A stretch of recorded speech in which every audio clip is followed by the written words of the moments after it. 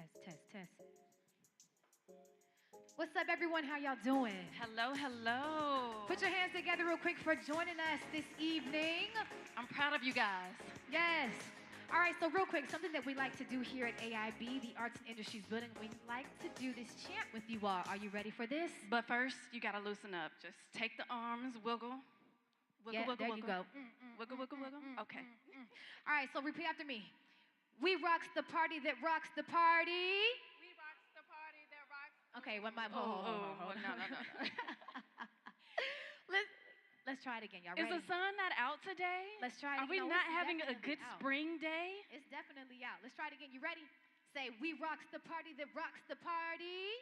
We rocks the party that rocks the party. Rocking the futures that we all dream. We One more all time. dream. Say, we rocks the party that rocks the party. We rocks the party that rocks the Yeah. party. Say, rocking the futures that we all dream. Rocking the futures that we all All right, now dream. clap it up, y'all. We got to wake y'all up a little bit. We're about to have a good time tonight. All right, so welcome to our signature program, Tell Me More, where we pull back the curtains on some of our featured collections here at AIB and Futures. In this program, we give you a deeper look into how these marvelous creations in our exhibition work and how they will help to aid our futures.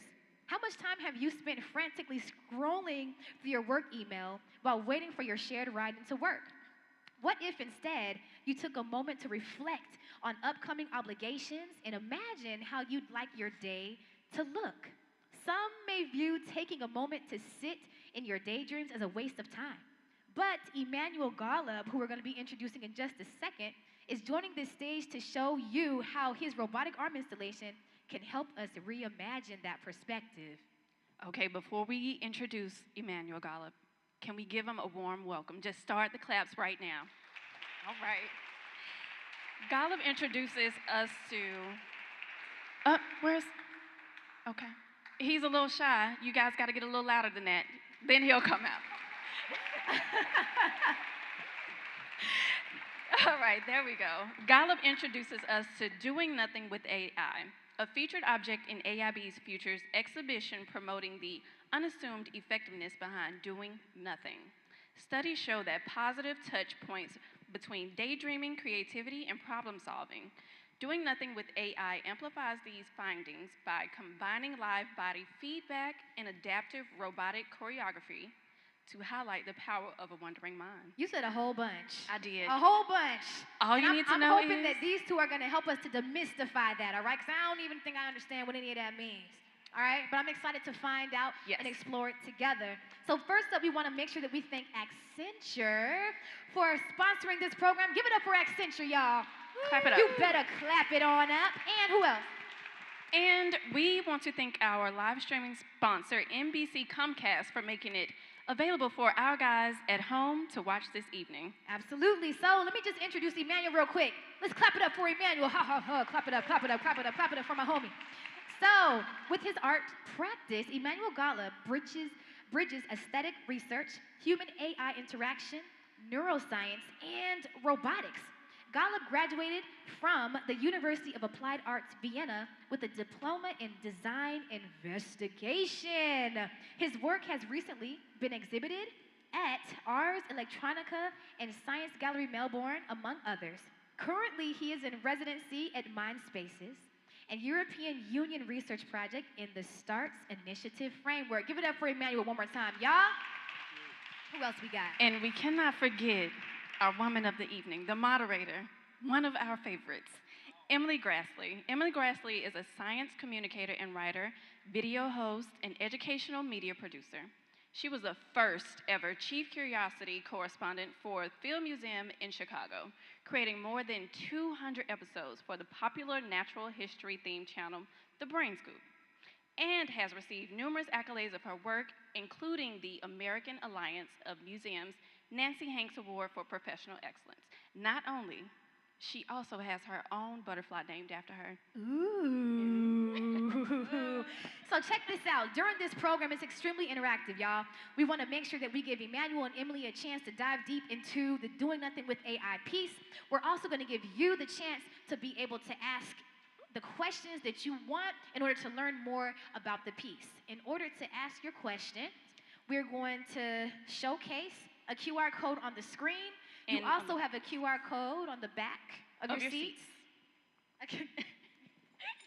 QR code on the back of your seat, so you can go ahead and scan that. If you want to scan it now, feel free to do that.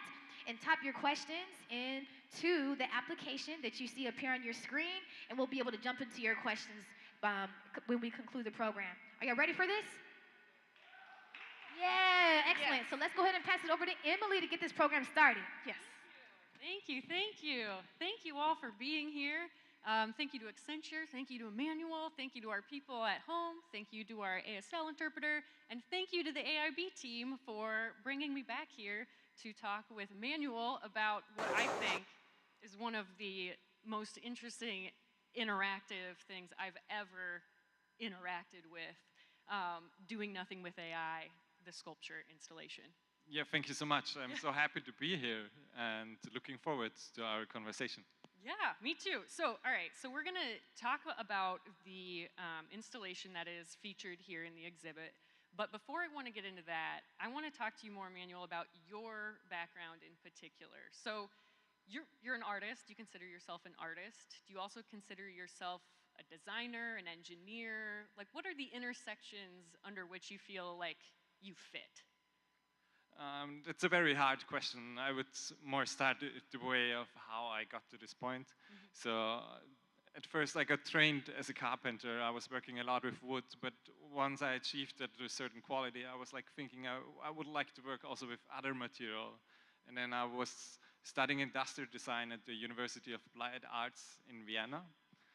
And from there, I quickly realized that for me it was not so important to create products, but I was actually thinking about how could our future look like, or how could we speculate about preferable futures and projects that might still have to come. And so how did you bring that into your work, going from woodworking to what is the future of innovation? That's a pretty big jump. How did that trajectory go for you? I think I learned a lot. Like I jumped from one discipline to the other, but I think in all these disciplines I have a certain passion for just making things and experimenting. And I have this kind of drive for just learning stuff, so not stepping back if there is some topic like AI coming up and I don't know how to program, but actually just going in and try to meet people who know it and try to acquire. That's a really good point about like applying yourself in areas where you may not have a traditional quote-unquote background.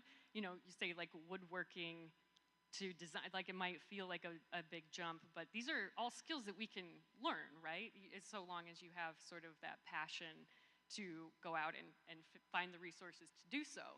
So that being said, how did you begin to involve AI into your work? Because it wasn't like automatically woodworking to robot sculptures in an exhibit.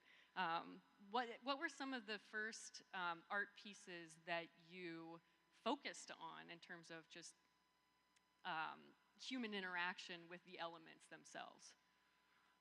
I think for me it all started a little bit like I mentioned in the introduction. I was sitting at a bus stop and suddenly realizing that I was just endlessly scrolling my screen, and that it felt like a knot in my head, and I was not letting my mind wander, but also not able to actually perceive what was on the screen. And initiated by exactly this moment, I questioned myself, like, did I forget how to do nothing?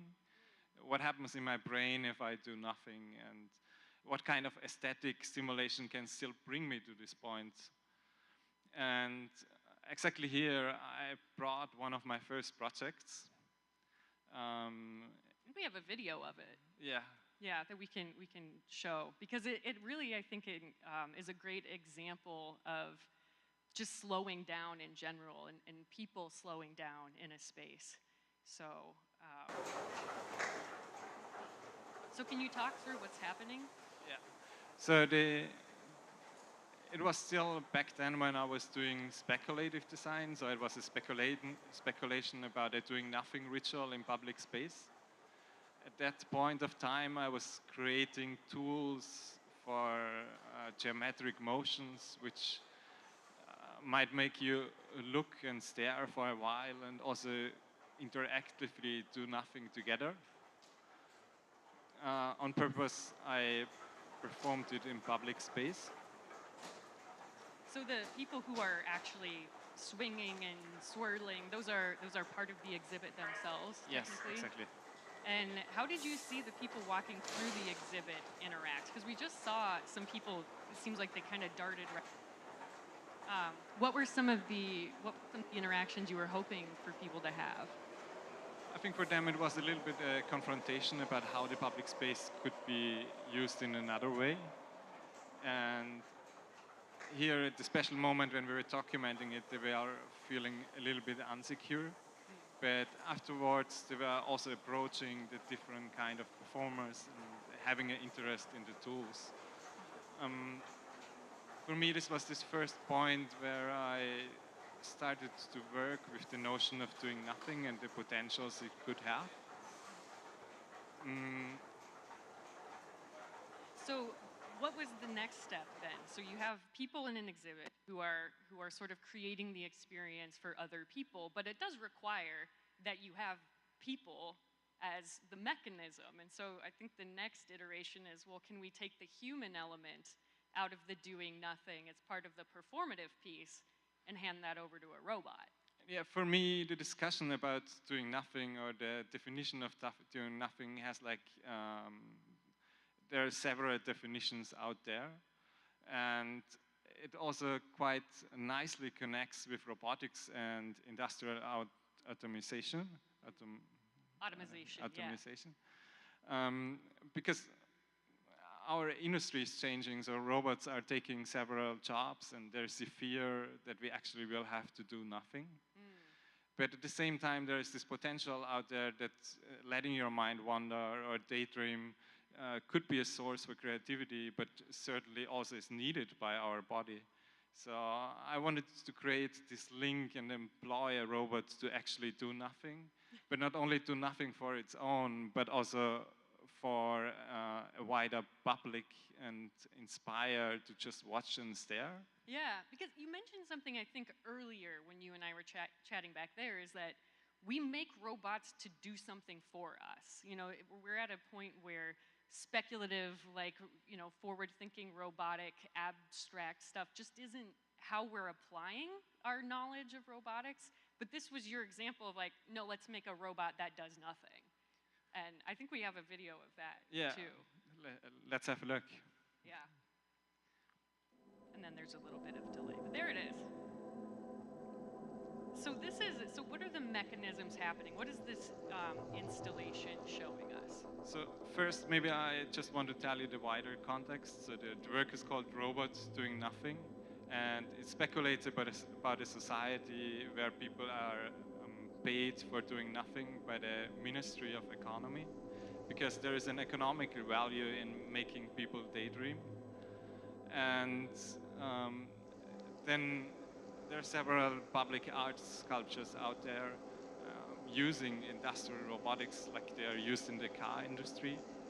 And the robot is continuously moving elastic strings in different colors. And together they create different color effects, but also a lot of shadow effects. And it's a continuous motion, a little bit reactive to the audience. But it was like my start into reactive artworks. So how is this different? You say it's doing nothing, but the robot itself is sort of creating a dynamic, kinetic art sculpture. And I'm just gonna throw it out there, would you argue maybe, or could you argue that the creation of art is the antithesis of doing nothing? No, I would not argue that. That's fair.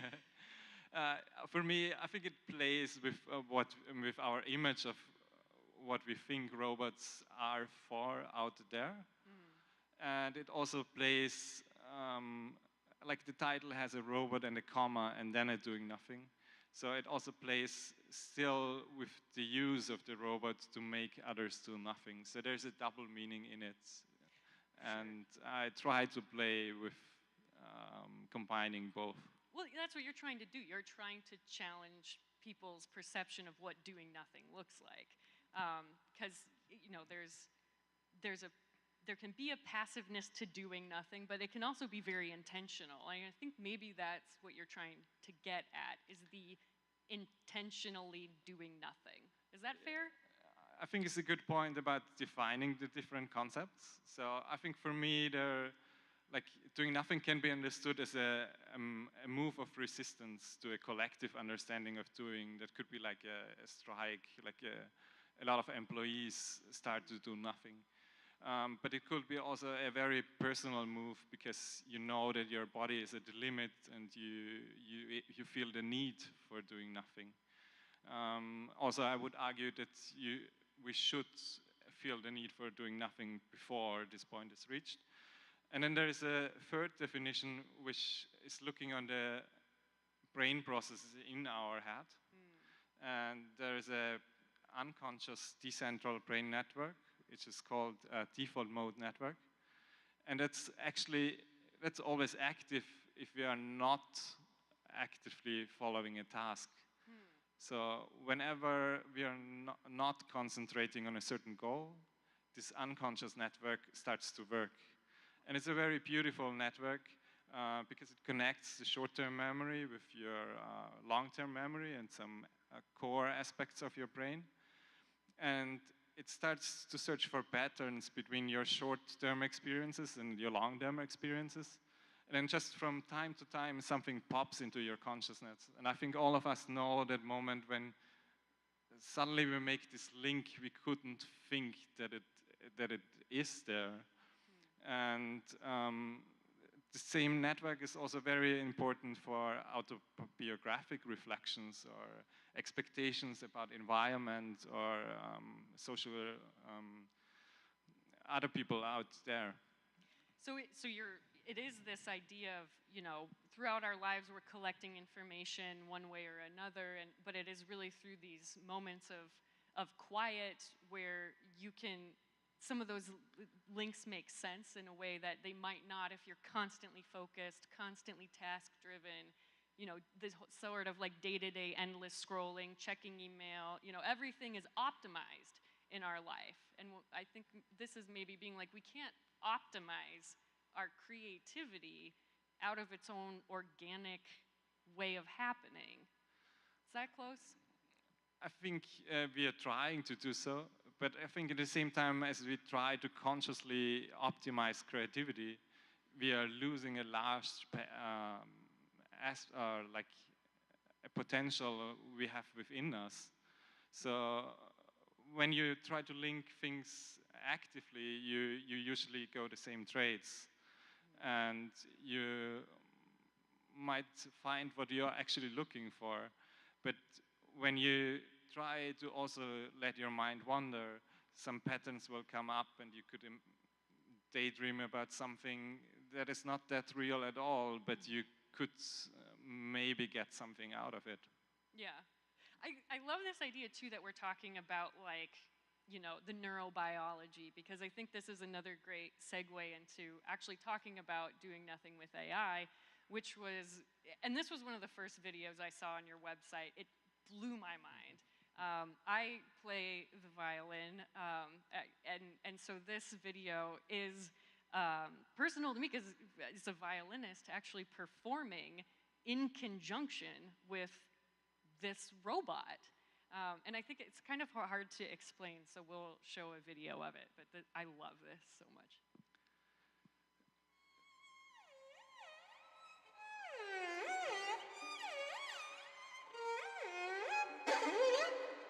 So what is happening?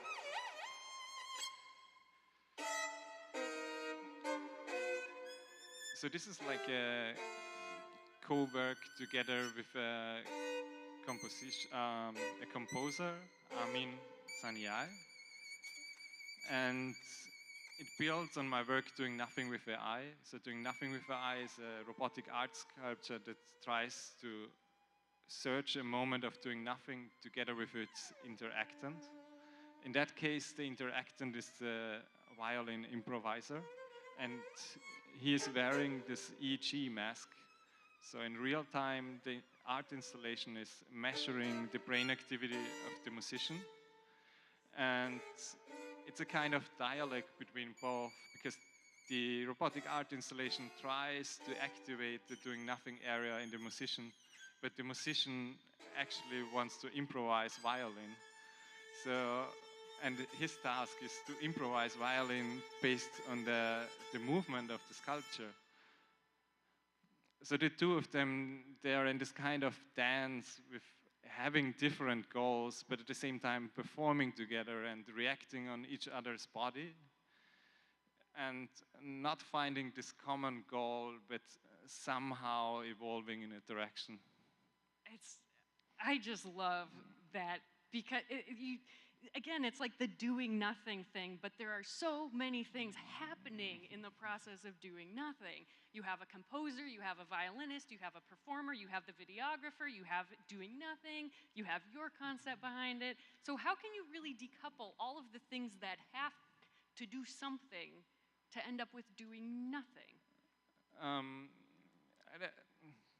That's a really good question. So I think especially when you say doing nothing as this unconscious brain activity, it's not so much about consciously doing nothing.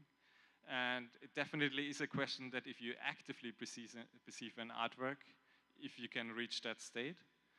But or just imagining other phenomena out there, like for example, a fireplace or highways or a cooking soup. So there's sometimes there are aesthetic simulations that you can watch for a time, and depending on your current situation, they might trigger you to just watch and stare and let your mind wander. And I was following this question: if our world is changing, we are more and more continuously connected and communicating, and our attention spans decline. So maybe the stimulation that makes us do nothing will also be different for every person and every situation. So that's the point actually where I want to bring in machine learning, because for me it's a continuous search for this moment of doing nothing. And that's what you're doing. That's where we've landed today, the machine learning aspect of it. And so I think this is a great time if we want to employ our friend Patrick, who is here. We actually have an AIB team member who, for those of you who can't be with us physically, will actually be interacting with doing nothing with AI. And so do you want to just give some sort of narrate the sculpture, maybe give some description of it, and then so doing nothing with AI, if nobody is around, it moves in this very slow mode. And then whenever a visitor is approaching, the sculpture speeds up and it generates its first choreography. So a choreography is like a speed and a rhythm and emotion over several seconds. And from the moment it is doing this, it starts to analyze the posture of the visitor in front of it. But it doesn't try to mirror the posture, but it tries to create a kind of dialogue and read the feedback and learn with it over time. So for example, if Patrick is moving quite a lot and getting crazy, go Patrick, go! Doing nothing with AI is like having this certain assumption that if somebody is moving that quickly, that cannot be do nothing. So the sculpture tries to find new rhythms and new emotions and make you actually watch and stare forever. I mean, I could watch Patrick do this all day. So Patrick is there now. He's moving and grooving in front of this installation, which I'll call it a sculpture, a kinetic sculpture. It's dynamic. What happens if over time, there's hundreds, thousands of visitors coming through this exhibit? How does that change over time with more exposure? Yeah, this is like is a generative understanding of the choreography it can do. So there are more than 4 million different choreographies out there. So with every visitor, there is a new choreography. And then it's also evolving different depending on the exhibition context, because the audience is quite different here to another place where I was exhibiting it. And I really like that the artwork reacts and gets this quite context and person-specific direction. So you could technically reset that computer, and every time you set it up again, it's relearning the human movement through every new person who comes up to it. I would not say it's learning the human movement, but it's learning with the feedback of the visitors. So, and this is an amazing thing that it can do this, that it is so dynamic. So how is it actually constructed? What are the elements that make this thing and enable it to be so flexible? Yeah, when we, maybe let's first look at the skin. Oh, sure, yeah. Yeah. I actually brought a sample with me. Or we also can see it on the live stream. Yeah. So it's made out of something which we are quite used to. So the skin is made out of 23,000 toothpicks, and they are all colored in 3 colors. And it all together creates a very flexible skin that can be continuously formed and deformed. And what was for me very important is to create this possibility for different color effects and create a kind of space of possible aesthetics and allowing a very organic movement.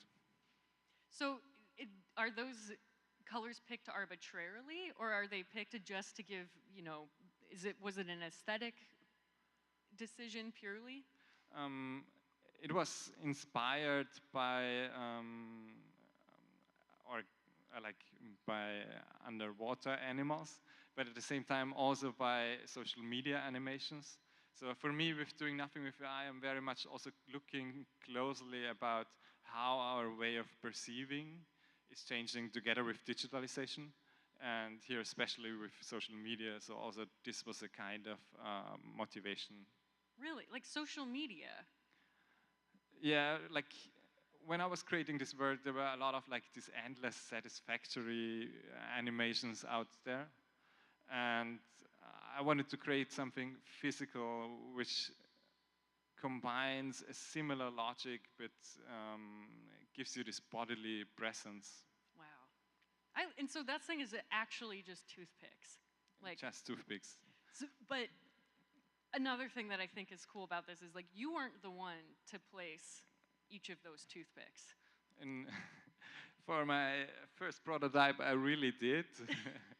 And I can tell you it takes long, and in the end, you're seeing a lot of color shades that were not there before. But I think that also beautifully connects to what is beneath the skin. So beneath the skin, there is an industrial robotic arm with 6 axes. A robotic arm which is usually used in the electronic industry to pick and place things. And here it suddenly gets stressed and performs. But before this step, I'm using the very same robot to actually produce the skin, produce the dress. And I think we also have a really great video about that. Yeah. When you tell people that this robot made itself, I think it's difficult to imagine what that looks like, but this is it. So that robot arm, is that what is mechanics underneath the skin? Yeah, exactly. And this one, it's just picking up one toothpick at a time and just sticking it on there? Yeah, simply just putting it into a pot of glue and then placing it exactly at the right position with the right orientation. So did you come up with this innovation after you had done like 30 million toothpicks and you were like, there's got to be a better way? Yeah, kind of. Yeah. Like for the first iteration or prototype, I didn't know how it will turn out. But yes, after doing it one time, Yeah, you're like, that's enough. I've got to invent a whole new series of like a robot that is going to make itself, which it's just, I just love this so much. I could watch this this robot make itself all day long.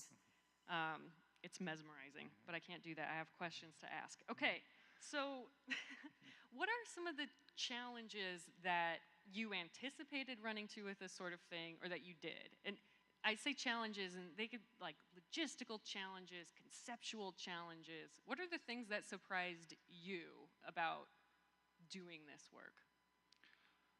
I think the biggest challenge for me was this. In the beginning, it was multidisciplinary. So, like learning other domains of knowledge and acquiring skills and connecting them. And then it moved more and more to being transdisciplinary, but the same, like working with different disciplines, they use different ways of arguing, different words for the same thing. And in the beginning, it was very, very hard to have this team also of experts from different backgrounds. So that's definitely one of the challenges I learned a lot. But I think I would try to convince everybody to go in this direction, because I think there's a huge potential in just creating projects as some kind of point of discussion for different disciplines. Yeah, so going to the tech industry and being like, what if we used more of your like applications or direct like,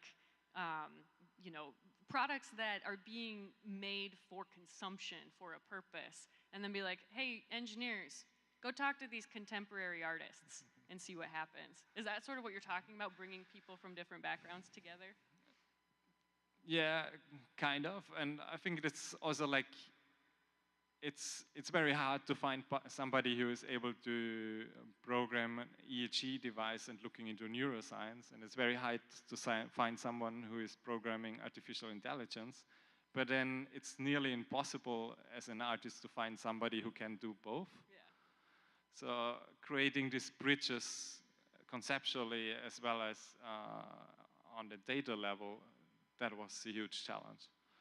How are you seeing this, these sort of projects moving forward then? Is this more of what you hope to be doing in the future? Like, what's the next iteration of doing? Is there a doing nothing 2.0? Doing extra nothing? There already is a 2.0. So it also, it's not only changing its movement, it's changing its sound and its visual, so it's more conceptualized as an immersive experience. But for me, moving forward, it is also about having AI not only interact with humans, but interact with systems. So interact with environments, interact with other entities, and also thinking about this relation of how we see AI in our society.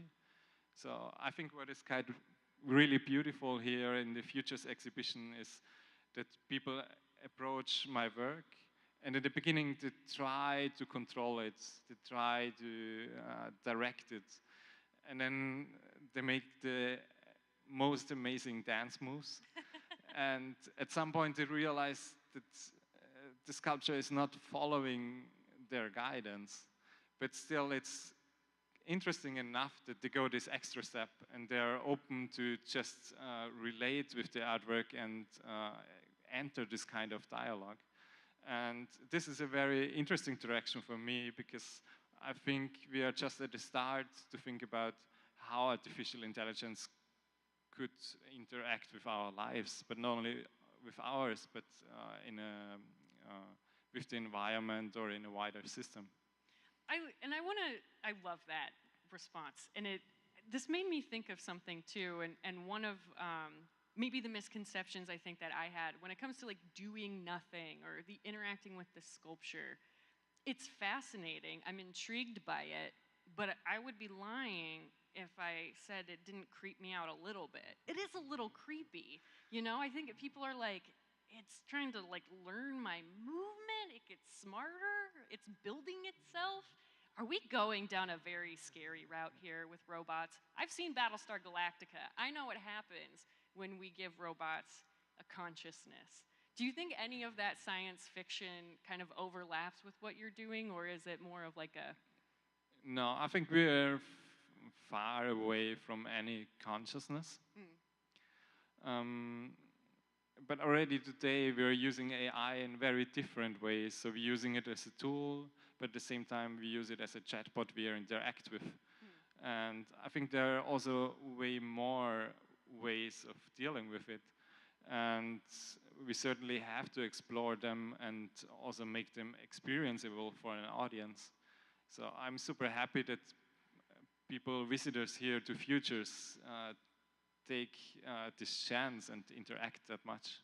Yeah, everyone I think who I've seen walk up to it, it's captivating. It does have that visual like, am I dancing with a sea urchin here? But it does inspire some of those fun thoughts. So have you heard of anybody like coming away from this and doing something with your doing nothing sculpture? Like, do you see what you're doing inspiring other areas of the intersections of tech and science?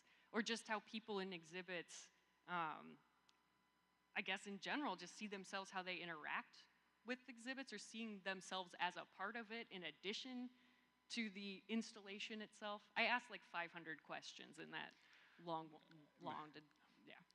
I think it certainly does. I first showed the artwork, I think, mid of 2019. So a lot of like, I hear people referencing it or like building on it, and there are like areas, for example, like performative robotics, about how you think robots differently and how you can notate dance motions.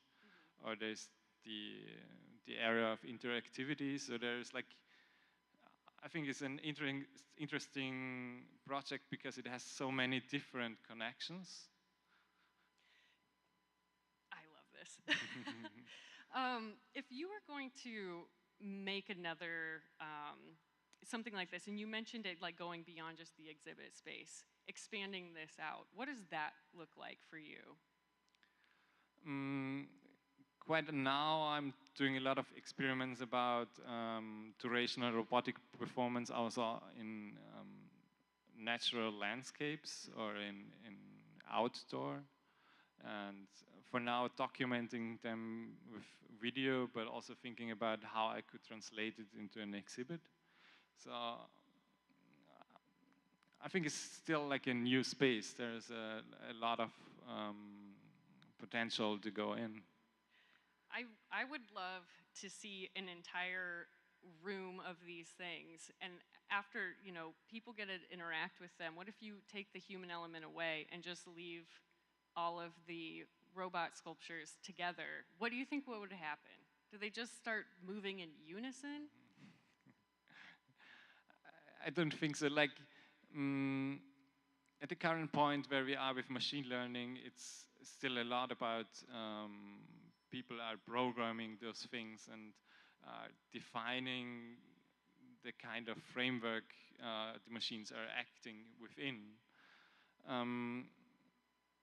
And you always have this role of an observer, so also if you are not actively interacting, you are perceiving something, and the artwork has an effect on you. So the human part of it is still a critical piece of it. Yes. As well. I love it. Okay, so we got the little bell, which tells me that we are time to move to audience questions, which is one of my favorite parts of this. So if you have questions, there's a QR code on the back of the chair that also for their folks at home. You can check that out too. I'm opening up my questions document. And this is a great one to start with. So how can an everyday citizen learn artificial intelligence and explain it to a general audience?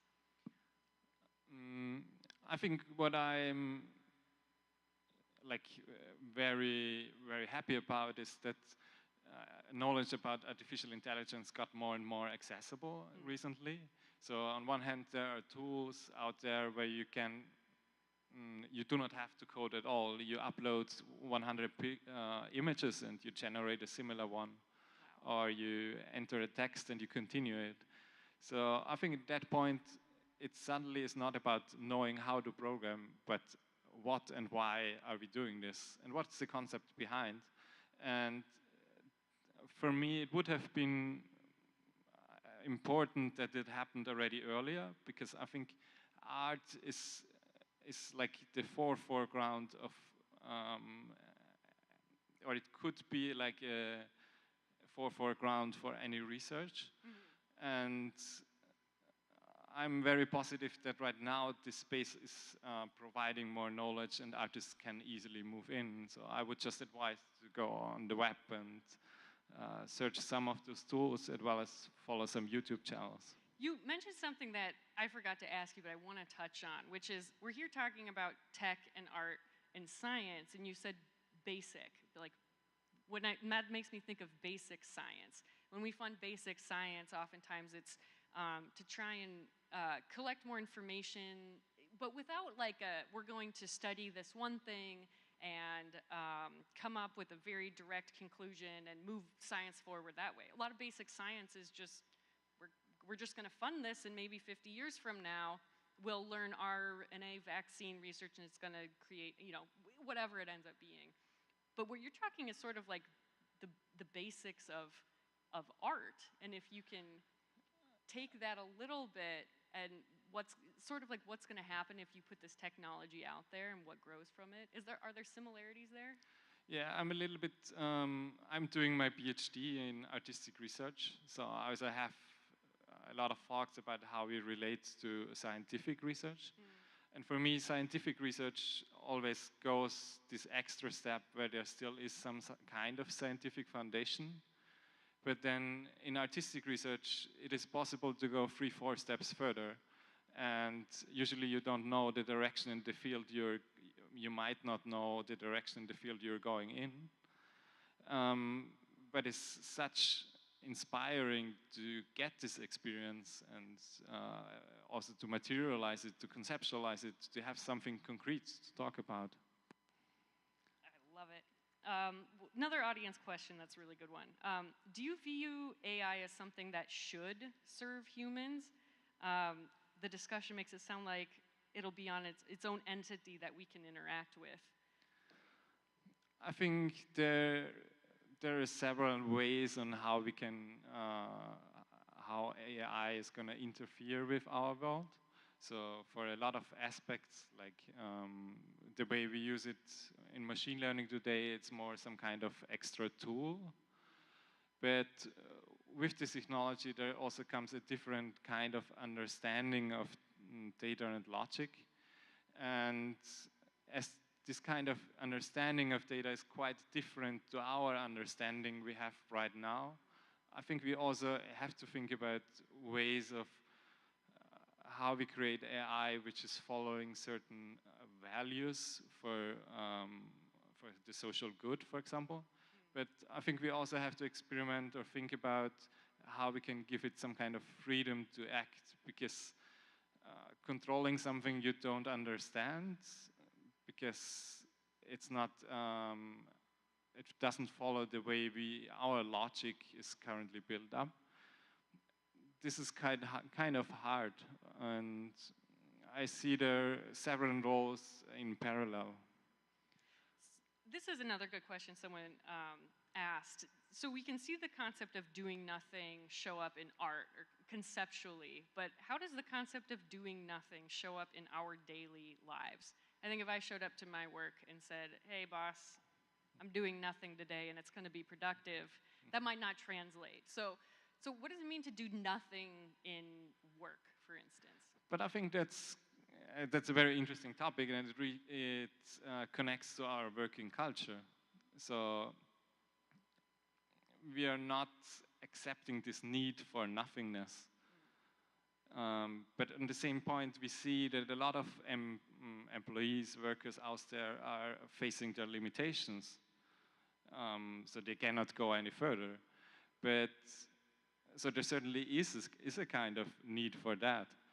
And at the same time, if you think about potentials, about unconscious and daydreaming and letting your mind wander, you could argue that on the long run it would be maybe more productive to have a fixed time for doing nothing. I agree. I think the American workforce could really benefit a lot from more, honestly, from more support and encouragement from supervisors to not put so much pressure on productivity, on go, go, go, on motivation. Because I think there's so much to learn from philosophers, from poets, from artists, I think, who have a little bit of an easier time when their work life isn't so structured, like a 9 to 5, Monday through Friday.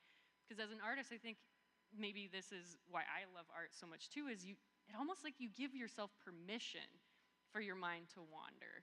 Is that something that you think artists could do more of to try and, I don't know, encourage others to take more of that free form work? And this might just be an American cultural thing too, because we love to work ourselves to death. I think artists certainly can bring in some points into discussion.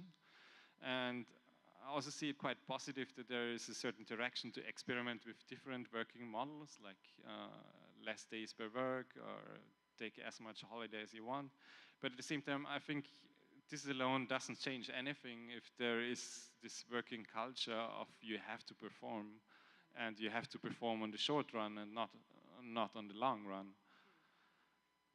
So you created the concept of doing nothing with AI, but are you the artist, or is artificial intelligence the artist? That's a really good question, and I think it's like stacked one into the other. You could a little bit say that I could be the one who defined the frame for the performance, but I was also very much thinking about how the performer produces its dress. So maybe I was the costume designer as well. So there's certainly a lot of roles, but it's a beautiful question. That is a really great question. How is doing nothing different from meditation, and how does artificial intelligence intersect with meditation? Meditation and doing nothing, that's very interesting, because in meditation, usually you still want to try to meditate. I mean, there are points where you let your mind go, but you could now question about how much unconscious activity is out there or happening in you. And there are studies in that, and it really depends on how much you're trained in meditation and what kind of meditation you're doing. So I would not see it as one being the other. So my thing froze right when I was going to ask you another brilliant question that I didn't come up with. Someone else did. That the audience did. What made you go with this shaped object and the size? Because it has a little bit of a humanoid form. Was that intentional? Yes, especially the scale. I wanted to have some kind of sculpture, similar human height, so you could relate to it. And then for the shape, I was looking at something which allows this endless motion, which at the same time fits for the ergonomics of the robot. So I treat the robot as some kind of body, and as this body has 6 axes and a certain space of motion, the skin and the shape of the sculpture have to relate to the body as well. Would you ever make one of these that was like 20 feet tall? I nearly did. Hopefully in autumn. Really? You nearly did? I'm not sure about how many meters. Oh, yeah. What's feet to meter? From like here to the second balcony. No, I was planning to do one in 3 meters. Okay. So that's like 9 feet? That's like, Yeah. maybe, yeah. How would that change how people interact with it, do you think? For me, that's also a question I have. So it's like the way I do is sometimes it's practice-led and sometimes it's concept-led. But it's very much about doing iterations and see it as an open process and going there and trying and then experience what it makes with me, but also talk with visitors and other interactions and learn about it. So in that way, you're not the only contributor to this. You are learning so much through other people's observations and incorporating that into the design as well. Yeah, for me, this is part of the process. Yeah. Our final question, unfortunately, I think we could talk up here for a lot longer because I have a lot more questions about giant AI robots. But what makes you hopeful about the future of AI? I think as every technology, it allows us to learn more about ourselves. So different questions come up and, for example, right now is this question about logic and should everything be logically understandable if an AI diagnoses a certain illness? Do we have to understand why? Or do we trust just the pattern? Or also in the way how our perception is changing together with this technology. So I think as every kind of innovation, we have the potential to guide where it goes and also to learn something about us and our relation in this world. So artificial intelligence, I think of often as taking it out of our control and it sort of putting the control of something, into a different being, something that's inorganic. But what you're talking about is the future of AI is how innovative people can be with it. I think AI still needs computation and it needs resources and it usually doesn't have a body or we give it a robot. So it's interacting in a whole system and we are also part of this system and at the same time like framing what AI could be or not. So I see it more as an opportunity and I'm optimistic. Me too. All right, so unfortunately we don't have more time to talk all day forever. But Emmanuel, thank you so much for the time today. Thanks to everybody tuning in from home and everybody who came in person. And we're gonna bring Donnie and Henri back up on stage.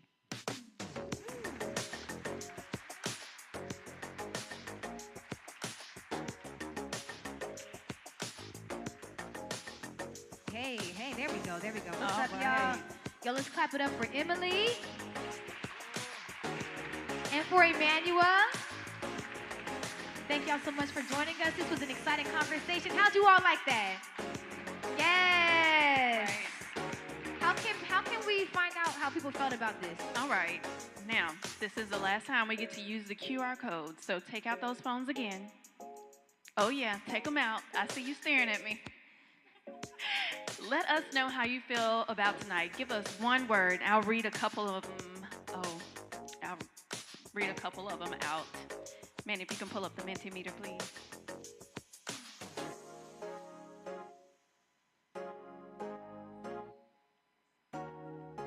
Excellent.